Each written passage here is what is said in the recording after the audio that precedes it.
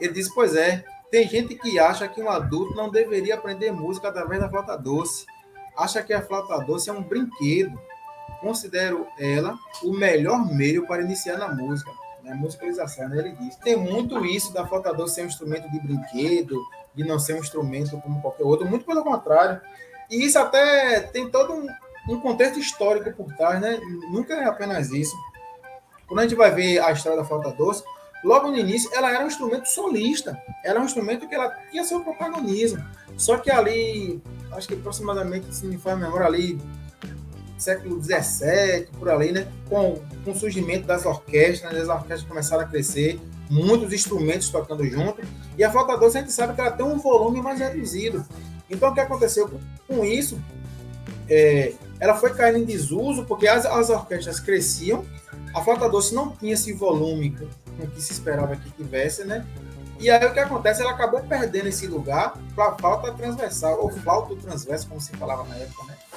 E acabou perdendo esse lugar. Só que aí, depois de um tempo, alguns compositores, como Vivaldi, como Bach, por exemplo, perceberam essa importância desse instrumento histórico que é a flauta doce e começaram a fazer até algumas peças para elas. E aí ela começou a ter um certo destaque, mas mesmo assim, mais com música de câmara ali, né?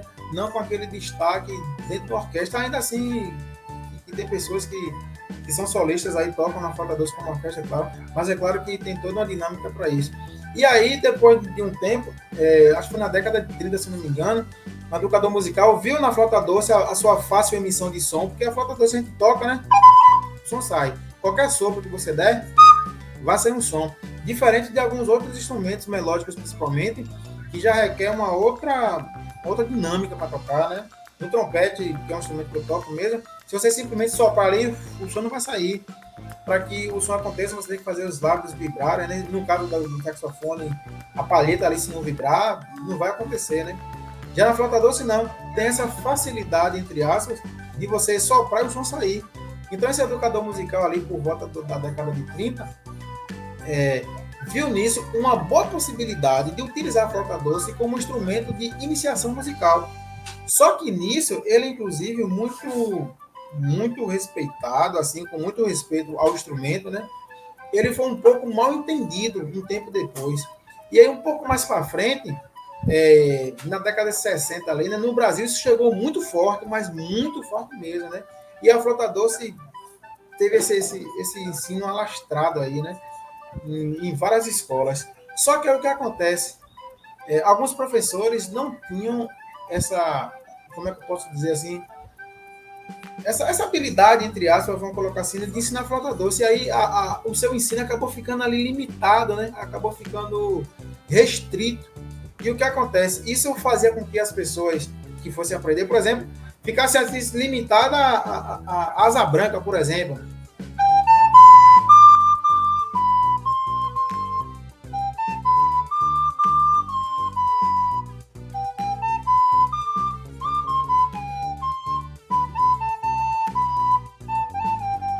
Não tem problema nenhum tocar somente asa branca, tá, gente? Tá? É um clássico do Nordeste, uma música histórica aqui do povo brasileiro. Só que acontece, algumas pessoas não passavam disso, achavam que acabava aí. Muito pelo contrário. Aí quando você pega, por exemplo, uma flauta doce que você toca, falando aí de música brasileira, que você toca.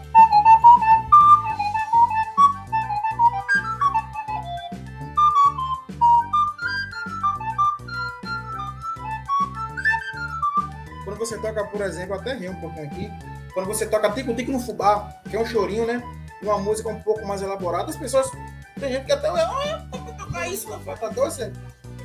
Então, assim, isso acabou fazendo com que. Acabou fazendo com que tivesse esse olhar da flauta doce como um instrumento de brinquedo, né? Algumas pessoas, infelizmente, tiveram esse olhar por conta disso. E até hoje isso é alastrado. Então, eu gosto muito de trabalhar isso, essa questão não, isso aqui é um instrumento como qualquer um outro, tá? Com uma capacidade assim enorme de fazer com que as pessoas ou tenham essa iniciação musical, como Pedro destaca em seu comentário, ou ainda de ter a flauta doce como um instrumento de estudo, de concentração ali, para a sua vida.